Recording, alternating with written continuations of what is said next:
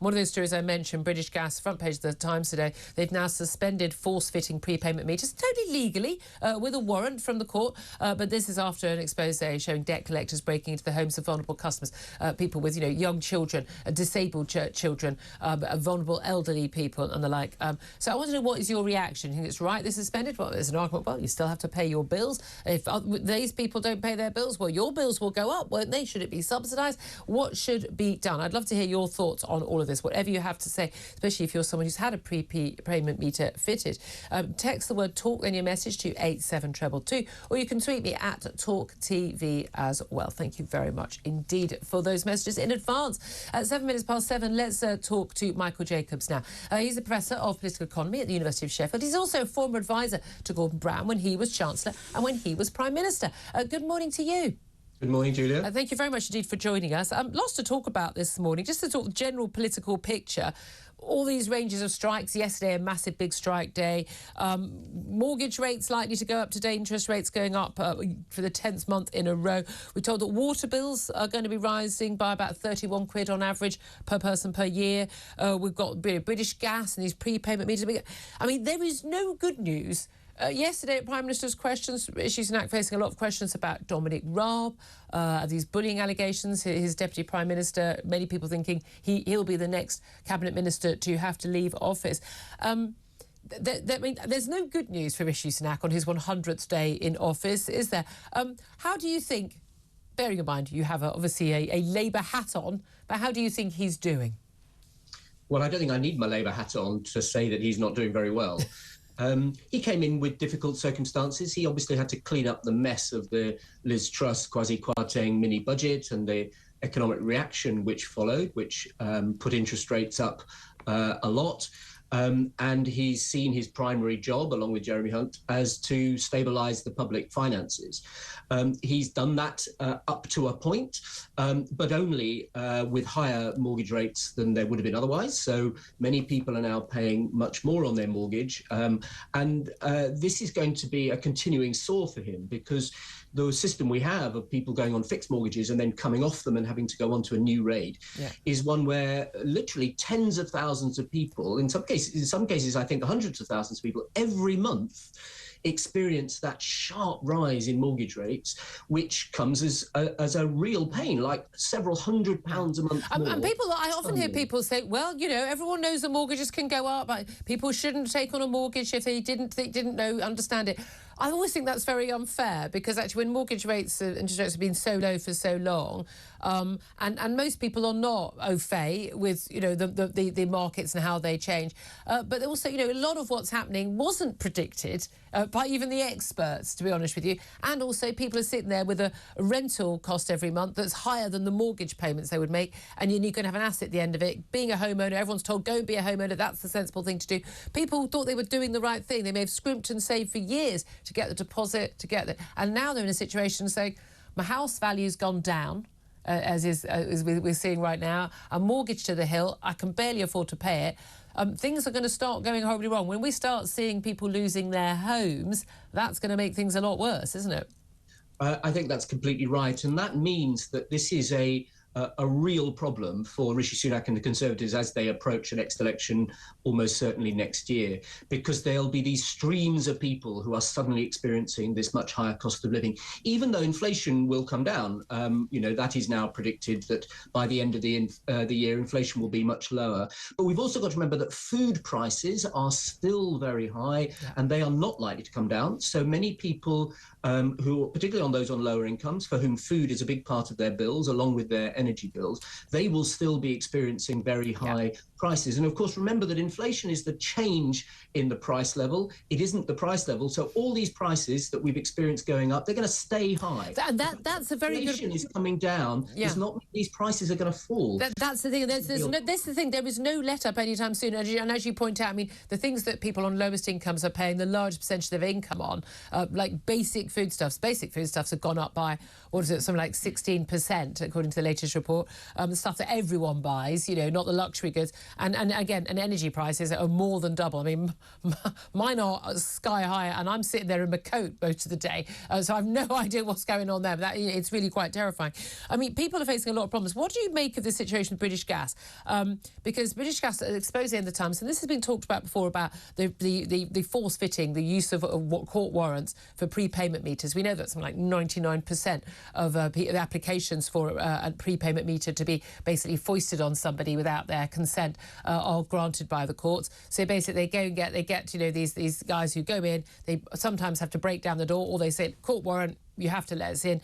They fit a prepayment meter. At that point, someone, A, is going to be paying more for their energy because it costs more, but also they can basically cut the energy off. If you don't have money to put in the meter, you don't have heating and light. Now, they've got a whistleblower on video showing going into homes where there are clearly young children in the home, there are toys everywhere, a home of someone with got a disabled adult child where they've got a hoist and they've got a wheelchair there, going to the homes of other vulnerable people. I mean, I want people to pay their bills. I don't want people making wrong decisions. Everyone needs to pay their fair share. But I don't want to live in a country, we're not a civilised first world country, if someone with a newborn baby or someone with a disability or someone elderly genuinely can't put the heating on and the lighting on in January or February. I mean, we can't live in a country like that, surely. Well, we do. And it makes a bit of a mockery, doesn't it, of those cosy British Gas adverts in which they look after your home as a planet, all of that stuff.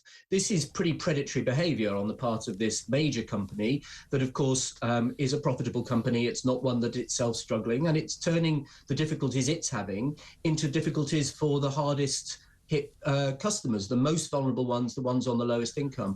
And it's all very well to say, as you do, people must pay their bills. But if your bills are higher than your income, effectively, so you have no spare cash, we know that many people are choosing whether to heat or eat at the moment. We know that for many parents on these very low incomes, they're feeding their children but not feeding themselves because they can't afford to do both. Then getting them effectively to cut themselves off, to say, no, we're not cutting off your energy, this is effectively what British Gas is doing, you are, is just cruel. And I don't think that any company that has a licence from the government, all these should be able to do that. After license should be. Here's the thing, though. If I see one more report on my telly of an interview with somebody saying, I often have to go without food because I can't afford to feed my kids and me and keep the lights on, and the person who is saying that is the size of a house. And I'm telling you, I'm always amazed. BBC and Sky do this all the time. I've yet to see an interview with anybody saying this who's not the size of a house. And I'm always thinking, you could probably do with missing a few meals. But I mean, Julia, you're clearly... I'm seriously... Where are these people? Julia, the reason people get obese is because they're eating such a terrible diet. But you're still able to afford food. No, but well, I don't know whether you've ever tried living on a very low income. I have, yes. And it is difficult. And I was really skinny. You were obviously somebody with an education who had the resources, possibly the background to get out of it. Many people find that really difficult. I knew it wasn't going to be. Listen, Michael. I completely understand. Listen, if you're living a terrible life, the urge to go and have, I'm the same. I'd rather just have a plate of chips than have broccoli on any day of the week. I've got no issue with that. I'm just saying, when someone says, I can't afford to eat food myself, and they're the size of a house, I'm just saying that it doesn't look very convincing. People are making some poor choices. And my answer would be, let's not blame the victims in this situation. You're not a victim if you're fat. You're not. Well, I don't wish to comment on individual people's circumstances. You may say that, Julia, but it's effectively what you're saying is that what you are witnessing, and obviously you don't know the circumstances when you see them on the television, is you are blaming the victim. You're saying your circumstances are your own fault. I'm not blaming them. I'm questioning when someone says when they're very overweight they can't afford to eat. That's a lefty trope. Oh, it's victim blaming. I'm simply saying when someone says I can't afford to eat and they're the size of a house, I'm legitimately saying I'm not sure the facts stack up. But look, let's go back up. Let's go back to what is going on with people being able to actually heat their homes. Stats out, latest figures out from Shell. Major oil company. Breaking news: Shell profits have increased by wait for it, everybody, 53%. In 2022, their profits went up by 53%, more than half, to $84.3 billion. That's just over £68 billion, due, of course, to soaring oil prices. Now, they're not making all that money from us. That's around the world, and we know it's the oil producers who are making the money more than the suppliers to us in our homes, because there are caps and there are various other issues. This is the thing that people are angry about. They are really struggling. We've got all these reasons why, in Ukraine war, lockdowns and the like, that we are seeing this. These companies are profiting off our hardship, aren't they? Well, precisely. So if you're ever wondering where these huge energy bills that you're now paying, where that money is going, as you say, although you pay it directly to your retailer of energy, the British Gases of this world, actually where that money is going is straight through those companies to the gas companies, who are raking these enormous profits now because we are paying these high prices. That's where they're getting their profits from, and obviously people all around the world.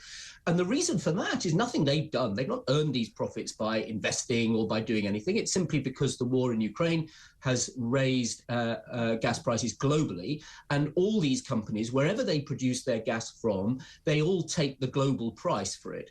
And so, yes, these companies are making enormous profits, and that is now why we do have a windfall tax. If you remember, lots of people, I don't know what your view on it was at the time, Juliet, but lots of people were trying to resist the windfall tax on the grounds that these companies needed this money to invest or whatever. They're not investing it. They're putting most of it back to their shareholders because they're not really sure what to do with all this money. And of course, the tax isn't 100%. So even though they are taxed at a higher rate, they are still raking in a lot more money. And where is that money coming from? It's coming from consumers. That's you and me and people all around the world. And it does seem, I think, to most people, just not a very sensible, let alone a fair system in which, given a war which nobody wanted and which is not a responsibility of anybody who is a consumer, or indeed for the gas companies themselves, not their responsibility. But because of that, they're making these windfall taxes, windfall profits. And although some of it is taxed, they're keeping most of it. And I just don't think that's fair. And I think most people don't think that's fair. And personally, I think the windfall tax could easily be close to 100% because these are just profits that they didn't earn. And we're paying them. That's where the money's coming from. That's it. That is it. Around the world. Michael Jacobs, really good to talk to you. Professor of Political Economy, also former advisor to Gordon Brown.